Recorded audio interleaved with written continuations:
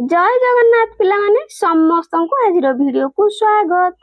तुम नुआ साहित्य बहिर पाठ 9 पथर कहूची कथा एही गद्य भागटीर प्रश्न उत्तर गुडी को आलोचना करनेबा।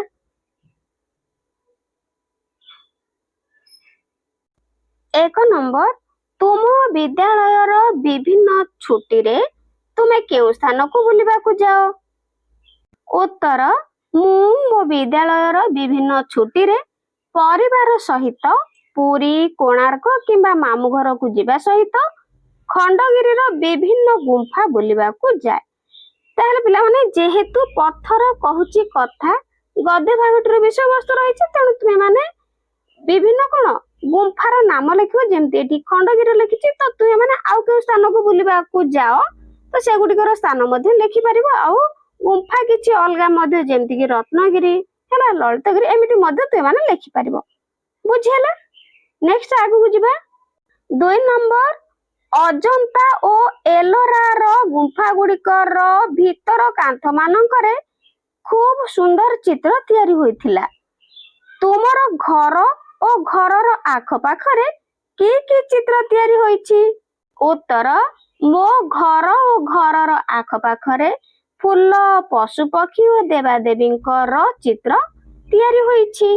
3 नंबर, तुम घरे केउठी की चित्र करा जाय थाए। जेमिति कि कागज रे माटी ऊपर कांथ मानकरे माटीर वस्तु मानकरे कना ऊपर इत्यादि। ताहले यार उत्तर लिखिबा। उत्तर, आम घरे कागज रे माटी ऊपर कांथ मानकरे ओ माटीर वस्तु मानकरे कना ऊपर फूल पशु पक्षी और देवादेवी चित्र करा जाय थाए। ता सहित पिला माने विभिन्न प्रकार झोटी मध्य कांथ मानकरे अंकन करा जाय थाए बा झोटी चिता पका जाय थाए तो से गुडी को मध्य तुय माने एठी ऐड करि परिबो। 4 नंबर, गुंफा गुडिकर चित्र को देखिला मात्रे लीनार मुहरु बाहा काहे की बाहरी थिला। तुमर मुहरु सेपरी केबे बाहा बाहरी चिकी काहे की। उत्तर, गुंफा गुडिकर चित्र अत्यंत सुंदर थिबारु लीनार मुहरु बाहा बाहरी थिला। मो मुहरु मध्य कोनोसी सुंदर दृश्य किंबा कलाकृति देखिले सेपरी बाहा बाहरीची। नेक्स्ट आगो को जिबा। पाठरु निम्नलिखित प्रश्न गुडिकर ठीक उत्तर पाखरे तारा चिन्ह दियो। ताहले पिला माने ठीक उत्तर पाखरे स्टार मार्क देबा। ठीक अछि। 1 नंबर, लीना अजंता ओ एलोरा जीवा पई काहे की उत्साहित थिला। ताहले संभाव्य उत्तर गुडिक करे से प्रथम थर उड़ा जहाज रे यात्रा करूथिला ना खरे से गुंफा मानक विषय रे बहिरु पड़िथिला। गो ताकू माउसी को ठारू गोटिए नुआ खेलना किनिबार मिलिबार थिला। घरे से अजंता ओ एलोरा विषय रे सांग मानक ठारू सुनिथिला। ताहले पिला माने एहर सठिक उत्तर हे जिवो ख। ठीक अछि। से गुंफा मानक विषय रे बहिरु पढ़िथिला। ताहले हमें एठी ख पाखरे कोन करबा स्टार मार्क देबा। तुय माने एंते स्टार मार्क देइ नेबो। ठीक अछि। ताहले 2 नंबर, अजंता ओ एलोरा देखि लीना को केमिति लागिला। संभाव्य उत्तर गुडिक करे से निराश हैला, खरे से आश्चर्य हैला, गरे से दुखित हैला, घरे से उदास होई गेला। ताहले सठिक उत्तर एहार मध्ये पिला माने ख हे जिवो से आश्चर्य हैला। ताहले एडी कोन करबो स्टार मार्क देइ नेबो। स्टार चित्र तुय माने पिला माने निजे करिवो। ठीक अछि। ताहले 3 नंबर को आसो। अजंता गुंफा मानकरे लागिथिबा रंग एते वर्ष परे मध्य काहे की फीका पड़ी नथिला। ताहले संभाव्य उत्तर गुडिक होची देखो करे से गुडिक विशेष धरणर कागज रे तयार होइतिला। खरे चित्र गुडिकर प्रति वर्ष पुणी नुआ रंग दिया जाउथिला। गरे से गुडिक पत्र फूल और विभिन्न प्राकृतिक सामग्री रे तयारी हेतिला। घरे से सबु गुंफा बहुत ठंडा स्थान रे थिला। ताहले पिला माने एगुडिकर ठीक उत्तर हे जिवो क। से गुडिक पत्र फूल और विभिन्न प्राकृतिक सामग्री रे तयारी होइथिला। ताहले गरे कोन करिवो स्टार मार्क देबो। 4 नंबर, जातारू फेरिला परे मध्ये लीनार सेही कलाकृति गुडिक बारंबार काहे की मने पडुथिला। ତାହେଲେ ପିଲାମାନେ ଏହାର ସମ୍ଭାବ୍ୟ ଉତ୍ତର ଗୁଡିକ ଦେଇଛି ଦେଖ। କରେ ସେ ନିଜର ପାଠ୍ୟପୁସ୍ତକ କରୁ ତା ବିଷୟରେ ପଢିଥିଲା। ଖରେ ମାଉସୀ କଥା ଦେଇଥିଲେ ଯେ ସେମାନେ ପୁଣି ଥରେ ସେଠାକୁ ଯିବେ। ଗରେ ଯାତ୍ରାଟି ବହୁତ ଦୀର୍ଘ ଥିଲା ତେଣୁ ତାର ମନେ ପଡୁଥିଲା। ତାହେଲେ ଘରେ ଗୁମ୍ଫା ଗୁଡିକର ସମସ୍ତ କଳାକୃତି ଖୁବ ଜୀବନ୍ତ ଓ ଆକର୍ଷଣୀୟ ଥିଲା। ତାହେଲେ ଏଗୁଡିକରୁ ପିଲାମାନେ ଠିକ ଉତ୍ତରଟି ହେଇଯିବ ଘ। ଗୁମ୍ଫା ଗୁଡିକର ସମସ୍ତ କଳାକୃତି ଖୁବ ଜୀବନ୍ତ ଓ ଆକର୍ଷଣୀୟ ଥିଲା। ତାହେଲେ ଏଇଠି ଷ୍ଟାର ମାର୍କ କରିନେବ। ନେକ୍ସଟ, ଭାବ ଓ ଲେଖ। ତଳେ ଦିଆଯାଇଥିବା ପ୍ରଶ୍ନ ଗୁଡିକର ଉତ୍ତର ନିଜ ଖାତାରେ ଲେଖ। 1 ନମ୍ବର, ଅଜନ୍ତାରେ ଲୀନା କଣ ଦେଖିଲା? ତାହେଲେ ଏହାର ଉତ୍ତର କରିବା। ଉତ୍ତର, ଅଜନ୍ତାରେ ଲୀନା 29ଟି ଗୁମ୍ଫା ଦେଖିଲା ଯାହାକି ପୂର୍ବ ଦିଗକୁ ମୁହଁ କରିଥିଲା। ସେଠାରେ ରଙ୍ଗ ବେରଙ୍ଗର ଫୁଲ, ଗୁମ୍ଫା ଭିତରେ ବୌଦ୍ଧ ଧର୍ମ ସହ ଜଡ଼ିତ ସୁନ୍ଦର ଚିତ୍ର ସହିତ ଦୀର୍ଘ ଦିନ ଧରି ଅମଳିନ ପଡିଥିବା ରଙ୍ଗର ସୌନ୍ଦର୍ଯ୍ୟ ଅତୀବ ମନୋରମ ଥିଲା। ମୂର୍ତ୍ତି ଗୁଡିକ ଅତ୍ୟନ୍ତ ଜୀବନ୍ତ ମନେ ହେଉଥିଲା। ଏମିତି ତୁମେମାନେ ଉତ୍ତର ଲେଖିନେବ। 2 ନମ୍ବର, କୈଳାସ ମନ୍ଦିର ବିଷୟରେ କେଉଁ କଥାଟି ତୁମକୁ ଅଧିକ ଆଶ୍ଚର୍ଯ୍ୟ ଲାଗିଲା? ଉତ୍ତର, କୈଳାସ ମନ୍ଦିର ଏଲୋରାରେ ଅବସ୍ଥିତ। ଏହା ଏକ ବିଖ୍ୟାତ ମନ୍ଦିର। ପୁରା ମନ୍ଦିରଟି ଗୋଟିଏ ଉଚ୍ଚ ପାହାଡର ଉପର ଆଡକୁ କଟାଯାଇ ତିଆରି କରାଯାଇଛି। ଗୋଟିଏ ପଥରରେ ତିଆରି ଏତେ ବଡ ଓ ସୁନ୍ଦର ପ୍ରାସାଦ ସମସ୍ତଙ୍କୁ ଆଶ୍ଚର୍ଯ୍ୟ କରିଦିଏ। 3 ନମ୍ବର, ମାଉସୀ ଛୋଟ ଓ ବଡ ଗୁମ୍ଫା ବିଷୟରେ କଣ କହିଲେ? ଉତ୍ତର, ମାଉସୀ ଛୋଟ ଓ ବଡ ଗୁମ୍ଫା ବିଷୟରେ ଲୀନାକୁ ବୁଝାଇଥିଲେ ଯେ ଗୁମ୍ଫା ଗୁଡିକ ପ୍ରାୟ 2000 ବର୍ଷ ପୂର୍ବର। ସେତେବେଳେ ରଙ୍ଗ ତିଆରି କରିବାର ଶୈଳୀ ଖୁବ ଅଦ୍ଭୁତ ଥିଲା। ପଥରରେ ଏପରି ଜୀବନ୍ତ ଚିତ୍ର ଥିଲା ଯେପରି କଥାବାର୍ତ୍ତା ହେଲା ଭଳି ଲାଗୁଥିଲା। 4 ନମ୍ବର, ଅଜନ୍ତାର ଗୁମ୍ଫା ଗୁଡିକ ମୁହଁ ପୂର୍ବ ଦିଗକୁ କରାଯାଇଛି ତାର କାରଣ କଣ? ଉତ୍ତର, ସକାଳର ସୂର୍ଯ୍ୟ କିରଣ ଗୁମ୍ଫା ଏବଂ ବୁଦ୍ଧ ପ୍ରତିମାକୁ ଆଲୋକିତ କରିବା ପାଇଁ ଅଜନ୍ତାର ଗୁମ୍ଫା ଗୁଡିକର ବିଭିନ୍ନ ମୁହଁ। ତ ଅଜନ୍ତା ଗୁଡିକର ପିଲାମାନେ ଏଠି ଲେଖିବ ଅଜନ୍ତାର ଗୁମ୍ଫା ଗୁଡିକର ମୁହଁ ପୂର୍ବ ଦିଗକୁ କରାଯାଇଛି। ଏହା ଦ୍ୱାରା ପ୍ରାକୃତିକ ଆଲୋକରେ ଗୁମ୍ଫା ଗୁଡିକର ଚିତ୍ରକଳା ସ୍ପଷ୍ଟ ଭାବରେ ଦେଖାଯାଏ। 5 ନମ୍ବର, ଅଜନ୍ତା ଓ ଏଲୋରା ବୁଲି ଯିବାକୁ ହେଲେ ତୁମେ କିପରି ଯିବ? ଉତ୍ତର, ଅଜନ୍ତା ଓ ଏଲୋରା ବୁଲି ଯିବାକୁ ହେଲେ ପ୍ରଥମେ ଟ୍ରେନ କିମ୍ବା ବିମାନରେ ମହାରାଷ୍ଟ୍ରର ଔରଙ୍ଗାବାଦ ଯିବାକୁ ପଡିବ ଏବଂ ସେଠାରୁ ବସ୍ କିମ୍ବା ଟ୍ୟାକ୍ସିରେ ଯାଇହେବ। ଔରଙ୍ଗାବାଦ ହେଉଛି ଏହି ଐତିହାସିକ ସ୍ଥାନ ଗୁଡିକର ନିକଟତମ ପ୍ରମୁଖ ସହର। ଅଜନ୍ତା ଗୁମ୍ଫା ଔରଙ୍ଗାବାଦ ଠାରୁ 100 କିଲୋମିଟର ଦୂରରେ ଥିବା ବେଳେ ଏଲୋରା ଗୁମ୍ଫା ପ୍ରାୟ 30 କିଲୋମିଟର ଦୂରରେ ଅବସ୍ଥିତ। ନେକ୍ସଟ ପିଲାମାନେ ଆଗକୁ ଯିବା, ଅନୁମାନ ଓ କଳ୍ପନା। ତାହେଲେ 1 ନମ୍ବରରେ ପ୍ରଶ୍ନ ପଚାରିଛି, ଯଦି ଅଜନ୍ତାର କାନ୍ଥ ଗୁଡିକର ଚିତ୍ର କଥା କହିପାରୁଥାନ୍ତେ ତେବେ ଆମକୁ କେଉଁ କାହାଣୀ ଶୁଣାଇଥାନ୍ତେ? ଉତ୍ତର, ଅଜନ୍ତାର କାନ୍ଥ ଗୁଡିକର ଚିତ୍ର ମୁଖ୍ୟତଃ ବୁଦ୍ଧଙ୍କ ଜୀବନୀ ଜାତକ କାହାଣୀ, ଯେମିତିକି ବୁଦ୍ଧଙ୍କ ପୂର୍ବ ଜନ୍ମର କାହାଣୀ ଏବଂ ସେହି ସମୟର ସାମାଜିକ ଓ ଧାର୍ମିକ ଜୀବନଶୈଳୀ ବିଷୟରେ କାହାଣୀ ଶୁଣାଇଥାନ୍ତେ। ଅଜନ୍ତାର ଗୁମ୍ଫା ଚିତ୍ର ଗୁଡିକ ପ୍ରାଚୀନ ଭାରତୀୟ କଳାର ଅନନ୍ୟ ନିଦର୍ଶନ। ଏହି ଚିତ୍ର ଗୁଡିକ ଖ୍ରୀଷ୍ଟପୂର୍ବ 2ୟ ଶତାବ୍ଦୀରୁ ଖ୍ରୀଷ୍ଟୀୟ 6ଠ ଶତାବ୍ଦୀ ମଧ୍ୟରେ ନିର୍ମିତ ହୋଇଥିଲା। ତାହେଲେ ପିଲାମାନେ ଏଠି ମନେ ରଖିବ, ଖ୍ରୀଷ୍ଟପୂର୍ବ ହେଉଛି ଯାହାକି ଯୀଶୁଖ୍ରୀଷ୍ଟଙ୍କ ଜନ୍ମର ପୂର୍ବ କଥା। ଠିକ ଅଛି। ତାହେଲେ 2ୟ ଶତାବ୍ଦୀରୁ ଖ୍ରୀଷ୍ଟୀୟ 6ଠ ଶତାବ୍ଦୀ ମଧ୍ୟରେ ନିର୍ମିତ ହୋଇଥିଲା। ସେଗୁଡିକ ମୁଖ୍ୟତଃ ବୌଦ୍ଧ ଧର୍ମ ସମ୍ପର୍କିତ ବିଷୟବସ୍ତୁ ଉପରେ ଆଧାରିତ। ସେଥିରେ ବୁଦ୍ଧଙ୍କ ଜନ୍ମ, ବୁଦ୍ଧତ୍ୱ ପ୍ରାପ୍ତି ଏବଂ ମହାପରିନିର୍ବାଣ ଭଳି ମୁଖ୍ୟ ଘଟଣା ଗୁଡିକ ଚିତ୍ରିତ ହୋଇଛି। ଏହା ବ୍ୟତୀତ କାହାଣୀ ମାଧ୍ୟମରେ ସେହି ସମୟର ରାଜା ରାଣୀ ସାଧାରଣ ଲୋକ ପଶୁପକ୍ଷୀ ଏବଂ ପ୍ରାକୃତିକ ପରିବେଶର ଚିତ୍ର ଦେଖିବାକୁ ମିଳେ। ତେଣୁ ଏହି ଚିତ୍ର ଗୁଡିକ କଥା କହିଲେ ସେଗୁଡିକ ଆମକୁ ପ୍ରାଚୀନ ଭାରତର ବୌଦ୍ଧ ସଂସ୍କୃତି କଳା ଏବଂ ସମାଜର ଏକ ବିସ୍ତୃତ ଚିତ୍ର ପ୍ରଦାନ କରିଥାନ୍ତେ। 2 ନମ୍ବର, ଧରିନିଅ ତୁମେ ହଜାର ହଜାର ବର୍ଷ ପୂର୍ବରୁ ଜନ୍ମ ନେଇଥିଲ। ତାହେଲେ ମନେକର ତୁମେ ହଜାର ହଜାର ବର୍ଷ ଜନ୍ମ କଣ ହେଇଥିଲା ନା ହଜାର ହଜାର ବର୍ଷ ପୂର୍ବରୁ ତୁମେ ଜନ୍ମ ନେଇଥିଲ। ତାହେଲେ ଏଇଠି ଦେଖ ତୁମକୁ ଅଜନ୍ତାର ଗୁମ୍ଫା ମାନଙ୍କରେ ଏକ ନୂଆ ଚିତ୍ର ତିଆରି କରିବାକୁ ସୁଯୋଗ ମିଳିଛି। ତୁମେ କଣ ତିଆରି କରିବ ଓ କାହିଁକି? ଉତ୍ତର, ମୁଁ ଅଜନ୍ତାର ଗୁମ୍ଫାରେ ବସୁଧୈବ କୁଟୁମ୍ବକମ୍ ବା ସମଗ୍ର ବିଶ୍ୱ ଏକ ପରିବାରର ବାର୍ତ୍ତା ଦେଉଥିବା ଚିତ୍ର ତିଆରି କରିବି।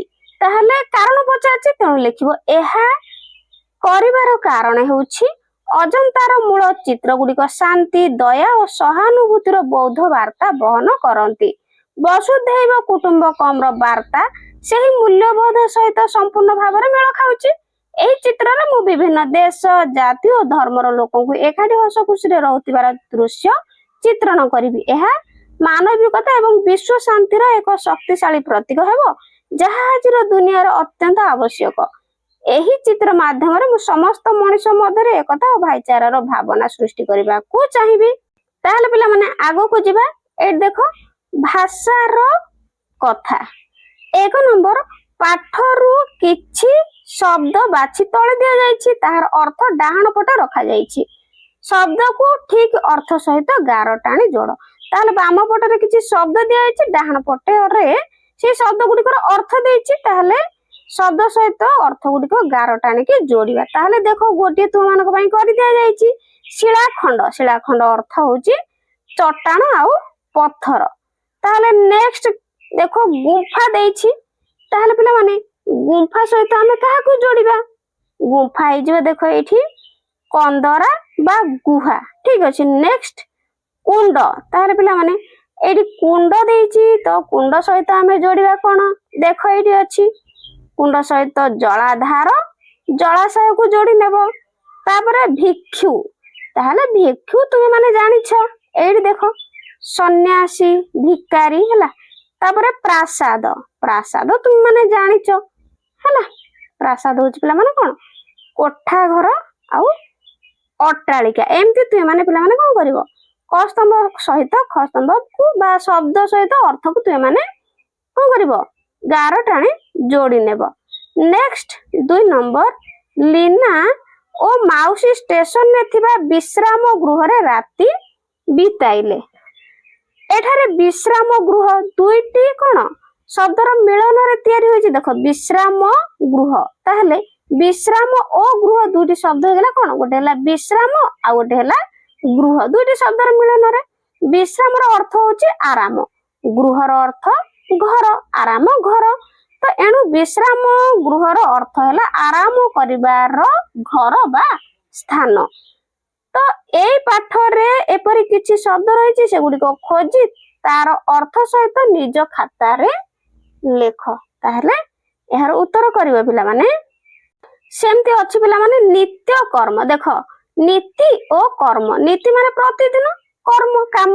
ନୀତିର ଅର୍ଥ ପ୍ରତିଦିନ, କର୍ମର ଅର୍ଥ ହଉଛି କାମ।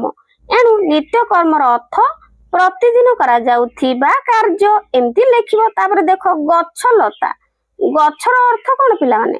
ନା ବିନା ଯିଏ କଣ ଆଶ୍ରାରେ ଛିଡା ହେଉଥିବା ଗଛ ତାକୁ କୁହାଯାଏ ଗଛ। ଆଉ ଲତା ହେଇଗଲା କଣ? ଯିଏ କି ଆଶ୍ରା ସାହାଯ୍ୟରେ ଛିଡା ହୁଏ ବା ମାଡେ। ଠିକ ଅଛି। ତାହେଲେ ଗଛ ଲତା। ଦେଖ ଏଠି ଲେଖା ହେଇଛି ଗଛର ଅର୍ଥ ହେଉଛି ବିନା ଆଶ୍ରାରେ ଛିଡା ହେଉଥିବା ଗଛ, ଲତାର ଅର୍ଥ ଆଶ୍ରା ସାହାଯ୍ୟରେ ଛିଡା ହେଉଥିବା ଗଛ। ତେଣୁ ଗଛ ଲତାର ଅର୍ଥ ଗଛ ସମୂହ। ଏମିତି ଲେଖିବ। ନେକ୍ସଟ ଦେଖ ପଶୁ ପକ୍ଷୀ। ତାହେଲେ ତୁମେ ମାନେ ଏଇଟା ଜାଣିଛ, ପଶୁର ଅର୍ଥ ପଶୁ, ପକ୍ଷୀର ଅର୍ଥ ପକ୍ଷୀ। ତାହେଲେ ଏଣୁ ପଶୁ ପକ୍ଷୀର ଅର୍ଥ ପଶୁ ଓ ପକ୍ଷୀ ସମୂହକୁ ବୁଝାଏ। ଠିକ ଅଛି। ତାହେଲେ ଦେଖ ସୁଖ ଆଉ ଦୁଃଖ। ସୁଖର ଅର୍ଥ ଖୁସି ଆନନ୍ଦ, ଦୁଃଖର ଅର୍ଥ ହଉଛି ଦୁଃଖ। ଏଣୁ ସୁଖ ଦୁଃଖର ଅର୍ଥ ଖୁସି ଓ ଆନନ୍ଦର ସମାହାର। ଏମିତି ଲେଖିବ। ବୁଝିଲା। ନେକ୍ସଟ ଦେଖ 3 ନମ୍ବର, ଲିନା ଅପଲକ ନୟନରେ ସେହି ଚିତ୍ର ଗୁଡ଼ିକୁ ଦେଖୁଥାଏ ଅପଲୋକ ନୟନରେ। ତ ଦେଖ ଅପଲୋକ ନୟନରେ କଣ ହେଇଛି, ଅଣ୍ଡରଲାଇନ ହେଇଛି। ଉପରେ ଦିଆଯାଇଥିବା ରେଖାଙ୍କିତ ଶବ୍ଦଟିର ଅର୍ଥ ହେଲା ପଲକ ନ ପଡିବା। ସେହିପରି କେତେକ ଶବ୍ଦ ତଳେ ଦିଆଗଲା, ସେଗୁଡ଼ିକର ଅର୍ଥ ବୁଝି ବାକ୍ୟରେ ପ୍ରୟୋଗ କର। ରଙ୍ଗ ବେରଙ୍ଗ, ଅଦ୍ଭୁତ, ନମନୀୟତା, କାରିଗରୀ, ଅତୁଳନୀୟ। ତାହେଲେ ପିଲାମାନେ ଏଇ ଶବ୍ଦ ଗୁଡ଼ିକୁ ଲଗେଇକି କଣ କରିବା, ବାକ୍ୟ ଗଠନ କରିବା, ତା ସହିତ ଶବ୍ଦ ଗୁଡ଼ିକର ଅର୍ଥ ମଧ୍ୟ ଲେଖିବା। ତ ଏଠି ଶୁଣ, ରଙ୍ଗ ବେରଙ୍ଗ। ତାହେଲେ ପିଲାମାନେ ରଙ୍ଗ ବେରଙ୍ଗର ଅର୍ଥ କଣ ହେବ, ବହୁତ ରଙ୍ଗ ଥିବା କିମ୍ବା ରଙ୍ଗୀନ କୁ କୁହାଯାଏ ରଙ୍ଗ ବେରଙ୍ଗ। ତେଣୁ ଆକୁ ଲେଖିକି କଣ ଏଇ ରଙ୍ଗ ବେରଙ୍ଗ ଲଗେଇକି ବାକ୍ୟ ଗଠନ କରିବା। ତାହେଲେ ଅଦ୍ଭୁତ, ଅଦ୍ଭୁତ ହଉଛି ପିଲାମାନେ କଣ, ଆଶ୍ଚର୍ଯ୍ୟଜନକ। ସେ ସ୍ୱପ୍ନରେ ଏକ ଅଦ୍ଭୁତ ଦୃଶ୍ୟ ଦେଖିଲେ, ଏମିତି ଆମେ ବାକ୍ୟ ଗଠନ କରିବା। ତେବେ ଏହାର ଉତ୍ତର ଗୁଡିକ କରିବା।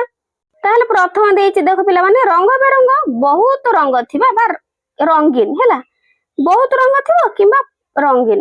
ତ ପିଲାମାନେ ରଙ୍ଗ ବେରଙ୍ଗର ପୋଷାକ ପିନ୍ଧି ନାଚୁଛନ୍ତି, ଏମିତି ବାକ୍ୟରେ ପ୍ରୟୋଗ କରିବ।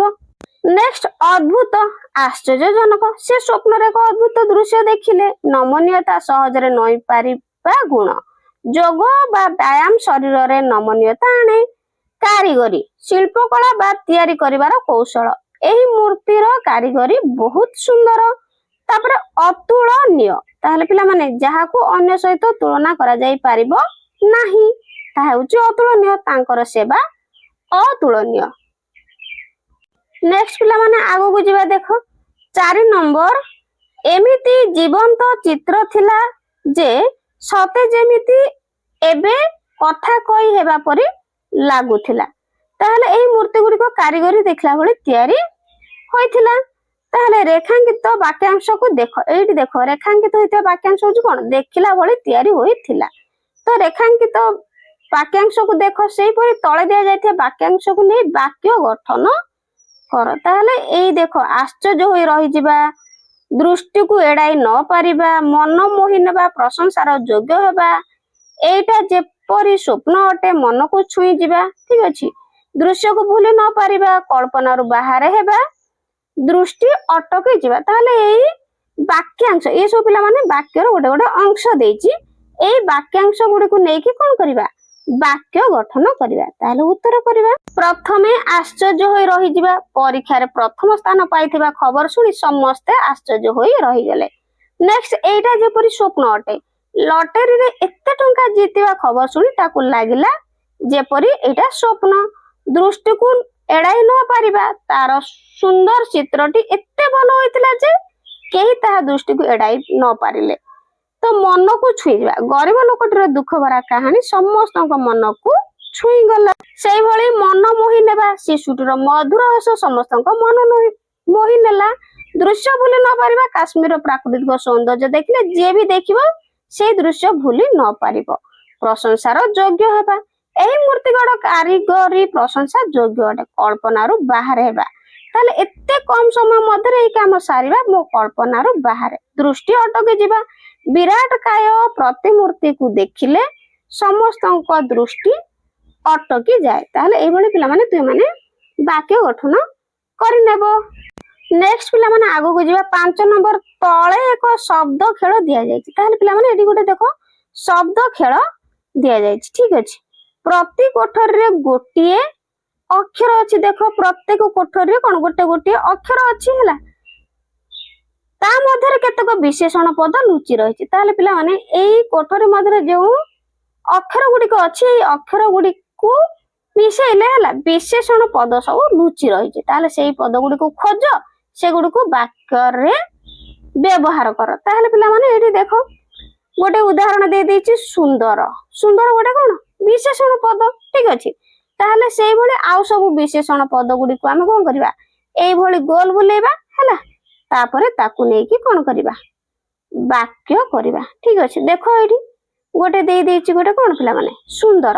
ତାହେଲେ ଆଉ କଣ ହେଇପାରିବ, ଦେଖ ଏଇଠି ଏଇଠି ମୁଁ କହିଦଉଛି। ଦେଖ ଏଇଠି ଦେଖ ଗୋଟେ ଦେଇଛି ଛୋଟ, ଏମିତି ଗୋଲ ବୁଲେଇ ନବ। ଠିକ ଅଛି। ତାପରେ ଦେଖ ଅଦ୍ଭୁତ ମଧ୍ୟ ଗୋଟେ ବିଶେଷଣ ପଦ, ଏମିତି ପ୍ରଥମେ ଗୋଲ ବୁଲେଇ ନବ, ତାପରେ ବାକ୍ୟ କରିବ। ତାପରେ ଦେଖ ବଡ ମଧ୍ୟ ଗୋଟେ ବିଶେଷଣ ପଦ। ସେଇଭଳି ଦେଖ କଠିନ ମଧ୍ୟ ଗୋଟେ ବିଶେଷଣ ପଦ। ସେଇଭଳି ଆହୁରି ଗୋଟେ ଅଛି ଦେଖ ସଜୀବ ମଧ୍ୟ ଗୋଟେ ବିଶେଷଣ ପଦ, ବିଶାଳ ଗୋଟେ ମଧ୍ୟ ବିଶେଷଣ ପଦ, ବୁଝିହେଲା। ତାପରେ ଏଠି ଦେଖ ପିଲାମାନେ ରଙ୍ଗ ବେରଙ୍ଗ ଇଏ ମଧ୍ୟ ଗୋଟେ ବିଶେଷଣ ପଦ। ଆହୁରି ଅଛି ଦେଖ ଏଠି ମନୋରମ ଇଏ ମଧ୍ୟ ଗୋଟେ ବିଶେଷଣ ପଦ। ତାହେଲେ ଆମେ ଏତେ ଗୁଡେ ବିଶେଷଣ ପଦ ପାଇଲେ ଦେଖ 1 2 3 4 5 6 7 8। ତ ଏଇ 8ଟି ବିଶେଷଣ ପଦକୁ ନେଇକି ଆମେ ବାକ୍ୟ ଗଠନ କରିବା। ତେବେ ଏହାର ଉତ୍ତର କରିବା। ତାହେଲେ ପିଲାମାନେ ପ୍ରଥମେ ଆମେ ନେଇଥିଲେ କଣ ଦେଖ ଅଦ୍ଭୁତ। ତାହେଲେ ଏଇ ଅଦ୍ଭୁତ ଲଗେଇକି ଗୋଟେ ବାକ୍ୟ ଲେଖିବା ତାଙ୍କ ଚିତ୍ରଟି। ତ ପିଲାମାନେ ଏଠି ଲେଖିଦବ, ତଳେ ଲେଖିଦଉଛି ହେଲା, ତାଙ୍କ ଚିତ୍ରଟି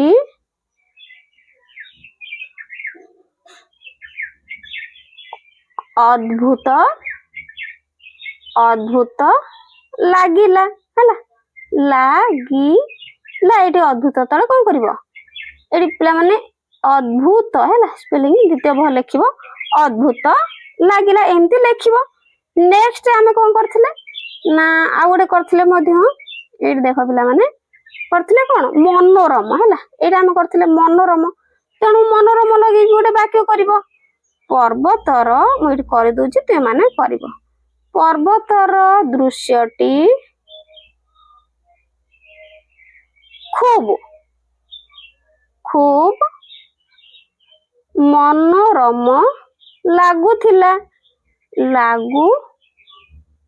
ତାହେଲେ ଆମେ ବିଶେଷଣ ପଦ ପାଇଥିଲେ କଣ ମନୋରମ, ଏଇଠି ମନୋରମ ତଳେ କଣ କରିବ ଅଣ୍ଡରଲାଇନ କରିଦବ ଆଉ ହେଲା। ନେକ୍ସଟ ସେଇଭଳି ଆମେ ପାଇଥିଲେ କଣ ପିଲାମାନେ, ଆମେ ପାଇଥିଲେ ଦେଖ ଏଇଠି କଠିନ ମଧ୍ୟ ପାଇଥିଲେ। ତ କଠିନ ଲେଖିବ ବାକ୍ୟଟିଏ, ପରୀକ୍ଷାରେ କଠିନ ହେଲା, କଠିନ ଅଣ୍ଡରଲାଇନ କରିଦବ ବିଶେଷଣ ପଦ। ତାପରେ ପ୍ରଶ୍ନ ଆସିଥିଲା ହେଲା, ଆସିଥିଲା। ବୁଝିପାରିଲ କି ନାହିଁ ପିଲାମାନେ, ମତେ କମେଣ୍ଟରେ ପ୍ରଶ୍ନର ଉତ୍ତର ହେଲା ମତେ କମେଣ୍ଟରେ ଜଣେଇବ। ନେକ୍ସଟ ଆହୁରି ପାଇଥିଲେ କଣ, ଆହୁରି ପିଲାମାନେ ପାଇଥିଲେ କଣ ନା ଏଇଠି ପାଇଥିଲେ ସୁନ୍ଦର। ଦେଖ ଏଇଠି ସୁନ୍ଦର, ଏଇଠି ଦେଇଛି ସୁନ୍ଦର, ଆମେ ୟାକୁ ନେଇକି କଣ କରିବା ବାକ୍ୟ ଗଠନ କରିବା। ତାହେଲେ ଉତ୍ତର କରିବା, ତାଙ୍କର ଲେଖା ବହୁତ ସୁନ୍ଦର ଅଟେ, ଏଇଭଳି ଲେଖିବ। ତାପରେ ବଡ, ଆମ ଗାଁରେ ଗୋଟିଏ ବଡ ମନ୍ଦିର ଅଛି, ସଜୀବ ଶିଳ୍ପୀଙ୍କର ଚିତ୍ରଟି ଏତେ ଭଲ ଯେ ଏହା ସଜୀବ ମନେ ହୁଏ। ତାପରେ ବିଶାଳ, ତାଙ୍କ ହୃଦୟଟି ଖୁବ ବିଶାଳ ଅଟେ। ନେକ୍ସଟ ଛୋଟ, ତାହେଲେ ଗାଁରେ ଏକ ଛୋଟ ପୋଖରୀ ଅଛି। ନେକ୍ସଟ ପ୍ରସିଦ୍ଧ, ଜଗନ୍ନାଥ ମନ୍ଦିର ପାଇଁ ପୁରୀ ପ୍ରସିଦ୍ଧ। ରଙ୍ଗ ବେରଙ୍ଗ, ସରସ୍ଵତୀ ପୂଜାରେ ପିଲାମାନେ ରଙ୍ଗ ବେରଙ୍ଗର ପୋଷାକ ପିନ୍ଧନ୍ତି। ଏମିତି ତୁମମାନେ ସବୁ ବାକ୍ୟ ଗଠନ କରିନେବ। ତାହେଲେ ଆଗରେ ଦେଖିବା କଣ ପ୍ରଶ୍ନ ପିଲାମାନେ ରହିଛି, ଚିତ୍ରର ବର୍ଣ୍ଣନା। ତାହେଲେ ପିଲାମାନେ ଏଇଠି ଦେଖ କେତେ ସୁନ୍ଦର ଚିତ୍ରଟିଏ ଦେଇଛି। ତୁମେ ଏଇ ପାଠରୁ ଅଜନ୍ତାର ଚିତ୍ର ଗୁଡିକ ବିଷୟରେ ସୁନ୍ଦର ବର୍ଣ୍ଣନା ପଢିଲ। ତଳେ ଅଜନ୍ତାର ଗୋଟିଏ ପ୍ରସିଦ୍ଧ ଚିତ୍ର ଦିଆଯାଇଛି, ଏହାର ବର୍ଣ୍ଣନା ତୁମେ କଣ କରିବ ନିଜ ଭାଷାରେ ଖାତାରେ ଲେଖିବ। ତାହେଲେ ଦେଖ ଇଏ ହଉଛି ପିଲାମାନେ ଅଜନ୍ତାର ଗୋଟିଏ ସୁନ୍ଦର ଚିତ୍ର ହେଲା। ଏଇ ଚିତ୍ରକୁ ଦେଖିକି କଣ କରିବ, ଏଇ ଚିତ୍ର ବିଷୟରେ ତୁମେ କଣ କରିବ ବର୍ଣ୍ଣନା କରିବ ହେଲା। ଇଏ ହଉଛି ପ୍ରସିଦ୍ଧ ଅଜନ୍ତାର ଗୋଟିଏ ଚିତ୍ର। ଏଇ ଚିତ୍ରକୁ ଦେଖିକି ଏଇ ଚିତ୍ର ବିଷୟରେ କିଛି ବର୍ଣ୍ଣନା କରିବା। ତାହେଲେ ଏହାର ଉତ୍ତର କରିନେବା। ଉତ୍ତର, ଏହି ଚିତ୍ରକଳାର ନାମ ହଉଛି ପଦ୍ମପାଣି ବୋଧିସତ୍ତ୍ୱ। ଏହା ମହାରାଷ୍ଟ୍ର ଅଜନ୍ତା ଗୁମ୍ଫାର ଗୁମ୍ଫା ନମ୍ବର 1 ହେଲା, 1ରେ ଥିବା ଏକ ପ୍ରସିଦ୍ଧ ମ୍ୟୁରାଲ ଚିତ୍ରକଳା ଅଟେ। ଏହି ଚିତ୍ରରେ ବୋଧିସତ୍ତ୍ୱ ପଦ୍ମପାଣି ଏକ ପଦ୍ମ ଫୁଲ ଧରିଥିବାର ଦେଖାଯାଏ। ଏହା ପ୍ରାଚୀନ ଭାରତୀୟ କଳାର ଏକ ଉତ୍କୃଷ୍ଟ ଉଦାହରଣ ଏବଂ ବୌଦ୍ଧ ଧର୍ମର କଳାକୃତିର ଏକ ଭାବରେ କଣ କରାଯାଇଛି ବର୍ଣ୍ଣନା କରାଯାଇଛି। ଠିକ ଅଛି, ବୌଦ୍ଧ ଧର୍ମର ପିଲାମାନେ ଏକ ହେଲା କଳାକୃତିର ଏକ ଭାବରେ ବର୍ଣ୍ଣନା କରାଯାଇଛି।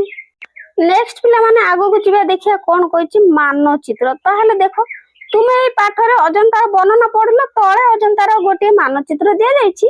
ଏହି ବର୍ଣ୍ଣନା ଓ ମାନଚିତ୍ରରେ ସହାୟତାରେ ତଳେ ଦିଆଯାଇଥିବା ପ୍ରଶ୍ନ ଗୁଡିକର ଉତ୍ତର। ତାହେଲେ ଦେଖ ଯେମିତି କେମିତି ଦେଇଛି ଏଠି କଣ ସଂରକ୍ଷିତ ଜଙ୍ଗଲ ଉପରି ଦୃଶ୍ୟ କଣ ଏଠି ଦେଖ ବିନ୍ଦୁ ଦେଇଛି, ଜଳପ୍ରପାତ, ସତକୁଣ୍ଡ, ନିମ୍ନ ଦୃଶ୍ୟ ବିନ୍ଦୁ ହେଲା। ଏଗୁଡିକ ଦେଖ ସବୁ ଗୁମ୍ଫା କେମିତି କେତେ ଗୁଡେ ଗୁମ୍ଫା ଅଛି ହେଲା। ତାହେଲେ ଏଠି ଦେଖ ସଟଲ ସେବା, ଏଠି ଦେଇଛି ତୁମେ ଏଠାରେ, ତ ଏଇଠି ତୁମେ ଏଠାରେ ହେଲା ଏଇଠି। ତାହେଲେ ଏଇଠି ଦେଖ ଗୋଟେ ଗୁମ୍ଫା କେତେ ବାଘରା ନଦୀ ଦେଇଛି ହେଲା। ଏଠି ଦେଖ ଦିଗ ଦେଇଛି, ଏଇଠି ଦେଖ ଦିଗ ଦେଇଛି ଯାହାର ନାମ ହଉଛି ଉତ୍ତର ଦିଗ। ତାହେଲେ 1 ନମ୍ବର ପଚାରିଛି ଏଥିରେ ଥିବା ନଦୀର ନାମ କଣ ପିଲାମାନେ? ତାହେଲେ ଆମେ ଏଇଠି ଟିକେ ଦେଖ ଆରମ୍ଭ କରିଥିଲେ ଏଇଠି ଚିତ୍ରରେ ହେଲା।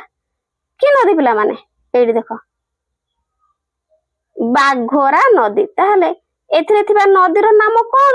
ଲେଖିବ ଏଥିରେ ଥିବା ନଦୀର ନାମ ହଉଛି କଣ? ବାଘରା ନଦୀ। ବାଘରା ନଦୀ।